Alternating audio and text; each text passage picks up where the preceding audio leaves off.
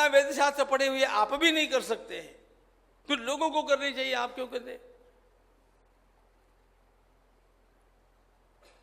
जिसको ज्ञान है वो करेगा, जिसको बहुत जिज्ञासा है वो किसी से पूछेगा। हम तो श्रीमद् भागवत के अनुसार चलने वाले लोग हैं। साध्य कुर्यान न विस्तरम, साध्य करना भी चाहिए, साध्य का अधिक विस्तार करना नहीं चाहिए। भागवत का दृष्टिकोण बड़ा सुंदर है, वो यही दृष्टिकोण है। यहां पर प्रश्न इतना ही है, सरल नाममय देवता, इसलिए हमारे अब यहां तो शिव जी की बात चली, राम जी की उपासना में भी दो प्रकार है। भगवान श्री राम की सगुणोपासना, सगुण साकार की आराधना, और कभी दादू संप्रदाय में, रामसरणी संप्रदाय में, इन सब में राम का नाम तो है, राम जी की मूर्ति नहीं है। वो कहते हैं कि उसकी आवश्यकता क्या है? Are they wrong? नो, किसी को रॉन्ग कहने की आवश्यकता नहीं है।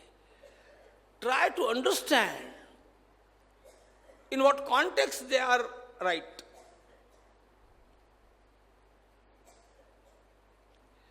अब राम जी के फोटो वोटो इतने इजीली आपको आज मिलते हैं, 100 साल पहले मिलते थे क्या? भगवान की मूर्तियां मिलती थी क्या?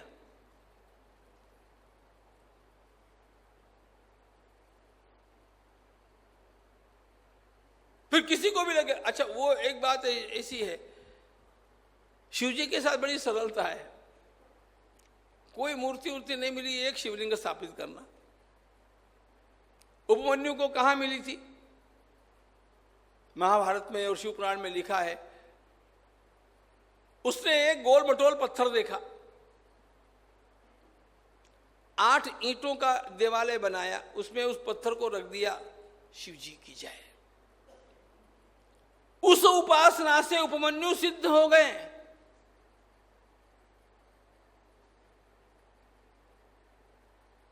और ये वो उपमन्यु महाराज है जिनके पास जाकर के भगवान श्री कृष्ण ने पंचाक्षर मंत्र ग्रहण किया।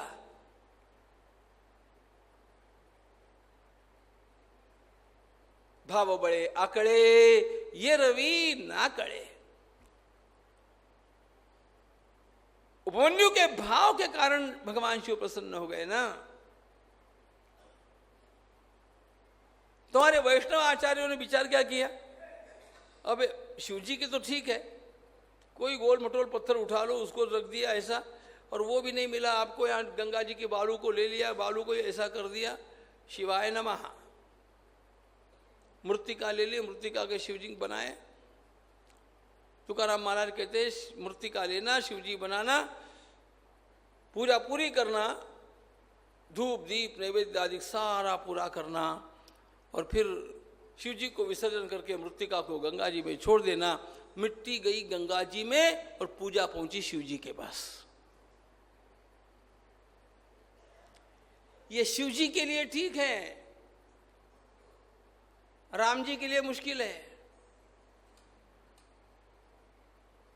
धनुष कैसे बनाना, बाण कैसे लाना, फिर सीता जी को लाना कि नहीं लाना, कितना टंटा झगड़ा है। आचार्यों ने कहा कुछ मत करो, केवल राम राम राम राम राम राम जप राम जप राम जप बावरे। राम जप राम जप राम जप बावरे। राम जप राम जप राम जप बावरे। राम जप राम जप राम जप बावरे। राम जप राम जप राम जप बावरे। राम जप राम जप राम जप बावरे। राम जप राम जप राम जप बावरे। राम जप राम जप राम जप बावरे। राम जप राम जप राम जप बावरे। राम जप राम जप राम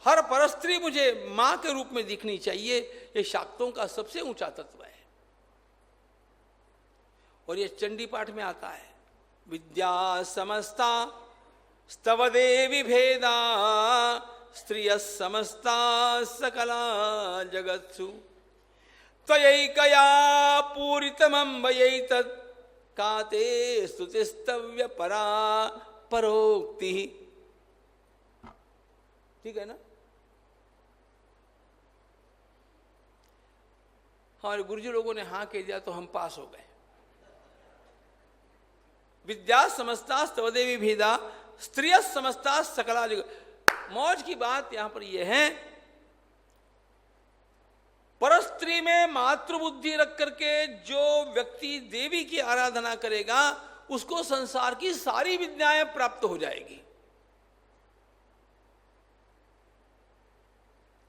क्योंकि सारी विद्याएं एक जगदम्बा के रूप है। विद्या समस्ता स्तव देवी भेदा स्त्रिय समस्ता सकला जगत्सु त्वयैकया पूरितमम्बयैतत्। एक ही जगदम्बा के अनेक रूप है, जिसने उस एक रूप को मातृबुद्धि से ग्रहण कर लिया।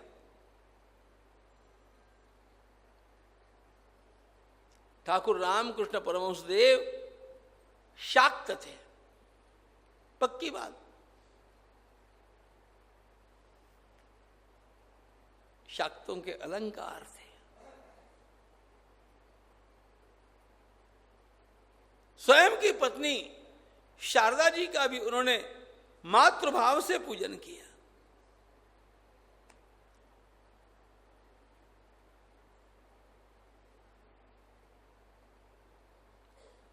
साधना के आरंभ काल में तो शारदा माता थी छोटी, उसके पश्चात आकर के ठाकुर के पास रही भी। कैसी उनकी जीवनचर्या थी, अद्भुत। महाराज कहते हैं, शाक्तों की यह भावना मुझे बड़ी प्रिय है। शाक्त बनना चाहता है कोई, ये भावना ग्रहण करो। शक्ति की आराधना का रहस्य यहां पर है।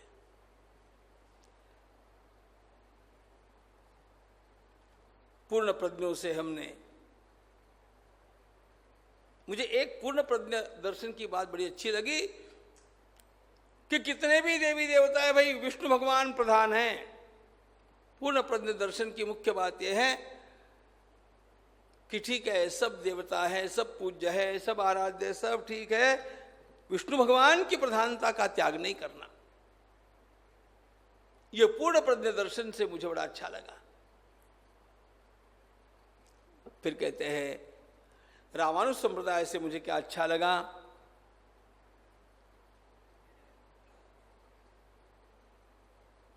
भक्त्यागम्य क्रमे पंचदेशाभिभवो व्यूढ़ सूक्ष्मोऽन्तरस्थितः भक्त्यागम्य क्रमेणेति ग्राह्यम रामानुजान मधु। मैंने रामानुज संप्रदाय से एक बात सीख ली, भगवान की अर्चा 5 प्रकार से करनी चाहिए। एक तो अर्चा में साक्षात भगवान को देखना, और फिर अभिगमन आदि जो बातें हमने देखी उसकी आराधना करना। मुख्य बात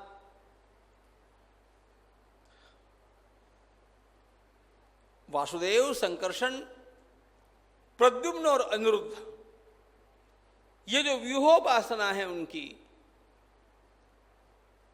यहां तक तो सब लोगों को ठीक लगता है, लेकिन अंत में वे कहते हैं कि इसी का अंतिम छोर यह है कि भगवान की आराधना अपने अंतरंग में अंतर्यामी के रूप में करना सीखना। यह मुझे सबसे अच्छा लगा।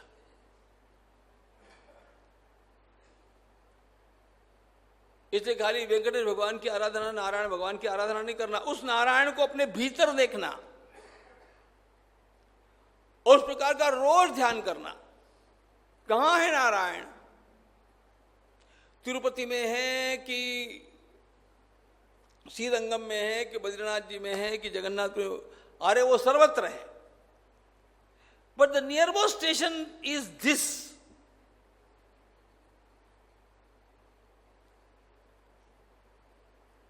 मुझे अपने अंदर अंतरंग में परमात्मा को देखने का अभ्यास करना चाहिए.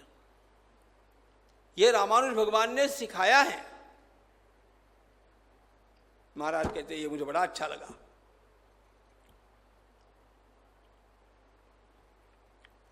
निम्बार्क में मुझे क्या अच्छा लगा,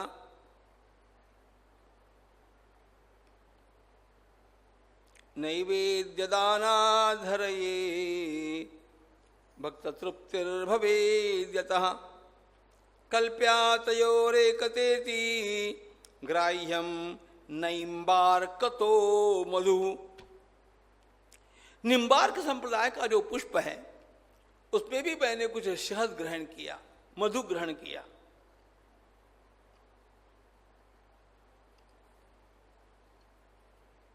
उसमें पहली बात, सर्वाधिक आग्रह भगवान को शुद्ध नैवेद्य अर्पण होना चाहिए. नैवेद्य की शुद्धता के बारे में अत्यंत सावधानता निम्बार्क संप्रदाय में रखी जाती है.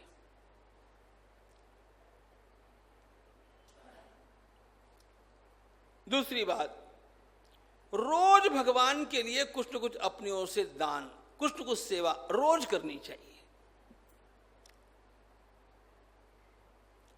और तीसरी बात, अपना व्यवहार ऐसा रखना चाहिए जिससे भक्तों को आनंद हो जाए.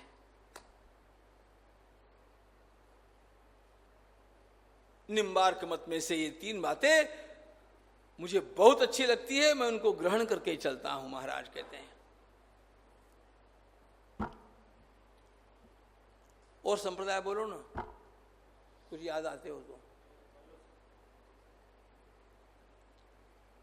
उसके पहले राधा वल्लभ देखते हैं.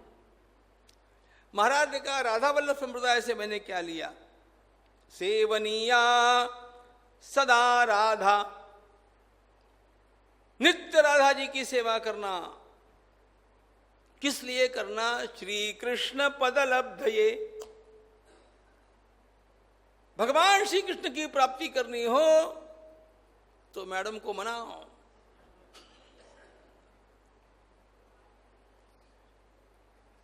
उनके बिना किसी का काम बनता ही नहीं है. यहां लिखा है भाई,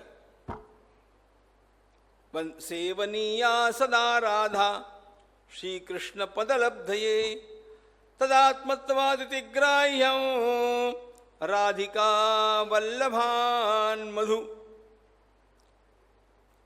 राधा वल्लभ संप्रदाय से मैंने ये ग्रहण किया कि भगवान श्री कृष्ण की प्राप्ति के लिए रोज राधा जी को मनाते रहना, राधा जी की आराधना छोड़ना नहीं.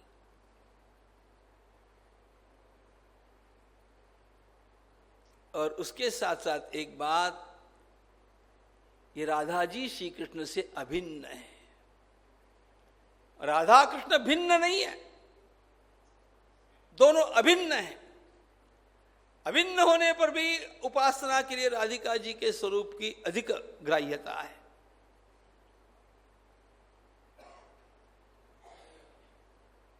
राधा वल्लभ संप्रदाय राधा जी की आराधना के बिना एक पग भी आगे धरता नहीं.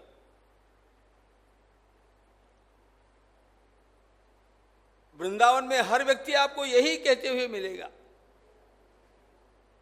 राधा बिना कृष्ण आधा, राधा बिना कृष्ण. लेकिन कुछ तो महाभाग ऐसे हैं जो कहते आधा भी नहीं, आधे से भी कम, 60-40. राधा प्राधान्य. राधिका वल्लभान मधु. चैतन्य महाप्रभु से मैंने क्या सीखा? देखो कितनी बढ़िया बढ़िया, इस एक ग्रंथ को ठीक से समझ गए तो सारे संप्रदायों का आपको माल माल तो मिल जाएगा. फिर छिलके छिलके आप बाद में देखते रहना. माल तो इसमें है, महाराज ने दे दिया. चैतन्य संप्रदाय से ग्रहण क्या करना? महाराज कहते हैं वृंदावने सदैवास्त। कृष्ण कहाँ है? कृष्ण वृंदावन में। वृंदावनम परित्यज्य पादमेकम न गच्छति। दुनिया भर में कोई मथुरा लीला का वर्णन करे, कोई द्वारिका लीला का वर्णन करे, चैतन्य महाप्रभु कहते हैं बस ब्रज। आपसे साधन हो चाहे न हो, आप केवल ब्रज में जाकर के निवास करेंगे तो भी आपकी सद्गति है।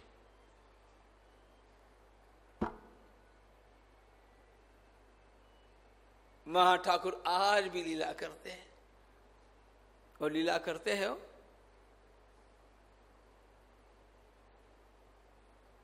पंचरथिका गोपी के साथ लीला कर लिए।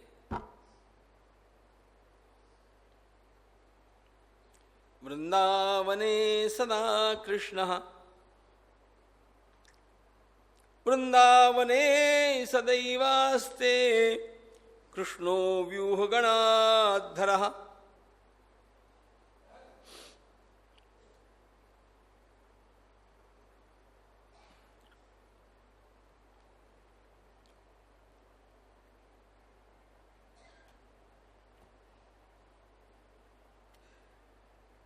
करते क्या है कृष्ण वहां पर?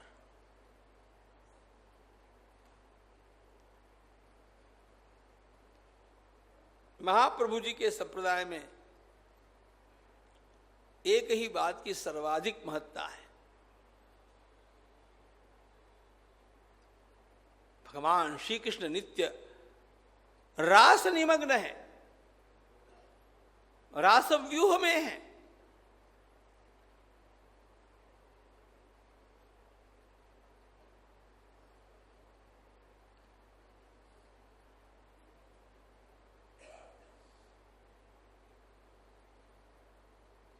वृंदावन में श्री भगवान नित्य रास में लीन, और उनकी प्राप्ति के लिए सखी भाव को धारण करना, माधुर्य की आराधना करना। माधुर्य गम्यो ग्राह्यम वै चैतन्य कुसुमान मधु। वल्लभ संप्रदाय से मैंने क्या लिया?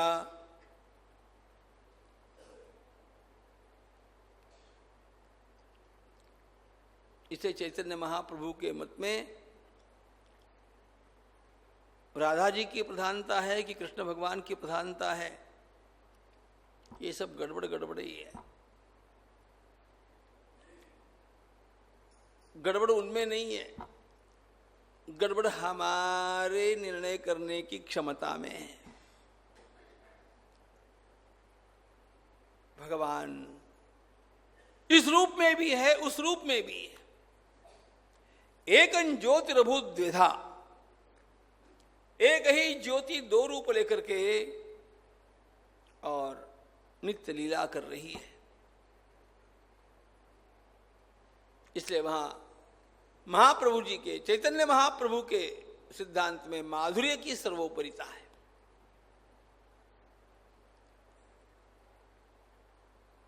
रानी की जय, महारानी की जय, राधे रानी की जय, महारानी की जय, राधे रानी की जय, महारानी की जय, राधे रानी की जय, महारानी की जय, बोलो बरसाने वाली की जय जय जय,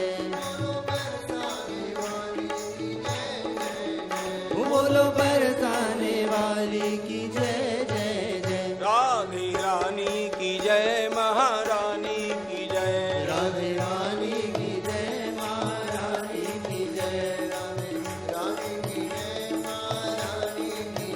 राधे रानी की जय, महारानी की जय, राधे राधे, राधे राधे, राधे राधे, राधे राधे, राधे राधे, राधे राधे, राधे गोकुल में राधे राधे नंदगांव में राधे राधे नंदगांव में राधे राधे बरसाने में राधे राधे बरसाने में राधे राधे गली में राधे राधे गली में राधे राधे गान गली में राधे राधे गान गली में राधे राधे गली में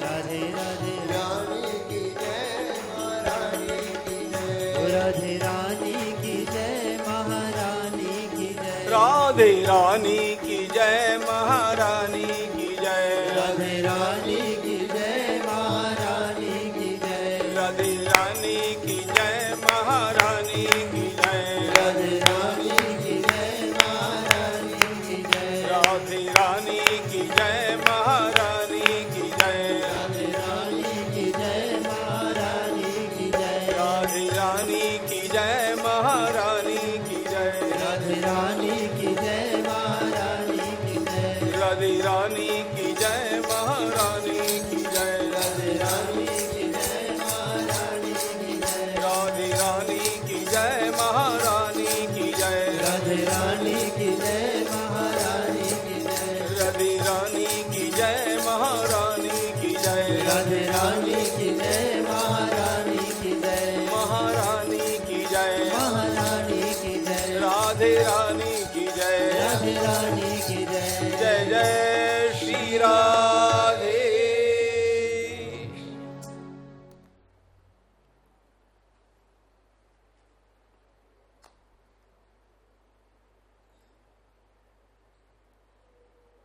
जहां राधा जी ही सर्वस्व है, ऐसे चैतन्य मत से अब चलते हैं वल्लभाचार्य जी महाराज के पास, जहां पर महाराज कहते हैं, महाप्रभु श्री वल्लभाचार्य जी महाराज की एक बात मुझे बहुत अच्छी लगती है।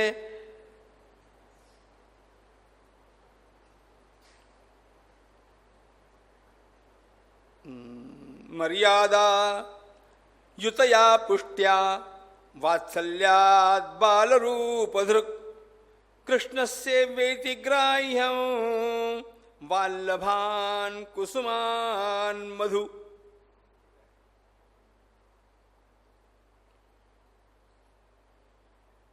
निरंतर कृष्ण की ही आराधना करना, उसके बाल स्वरूप की आराधना करना,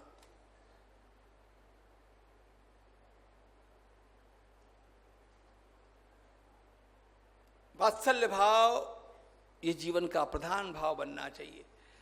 एक बात आपको बतलाता हूं, सबका विचार करते समय बालकृष्ण लाल जी की उपासना, उनकी भक्ति यह गृहस्थों के लिए सबसे सरल बात लगती है। अपने यहां पर कोई घर ऐसा नहीं होगा जहां बालकृष्ण लाल जी नहीं है।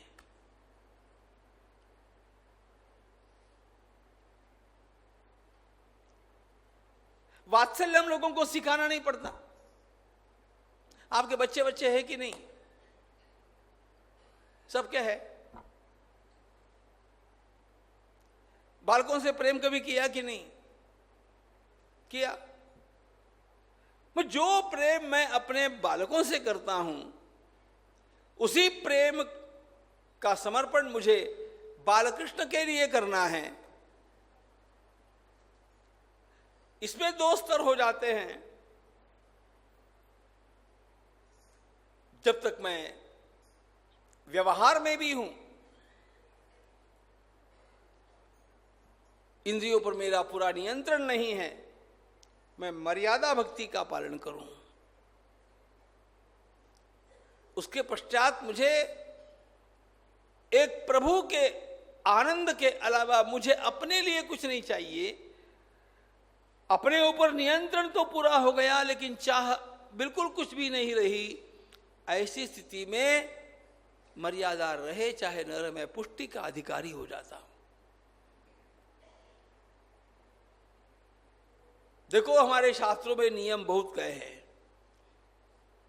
शास्त्रों की महानता इस बात में है कि इन सारे नियमों को कहकर के अंत में शास्त्र कहते हैं, इन नियमों का पालन करते करते आपकी इतनी योग्यता आ गई, फिर ये सारे नियम आपके लिए बंधन नहीं है।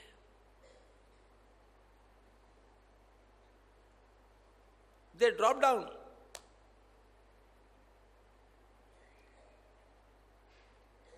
फिर तो केवल प्रेम, पुष्टि है और सेवा है।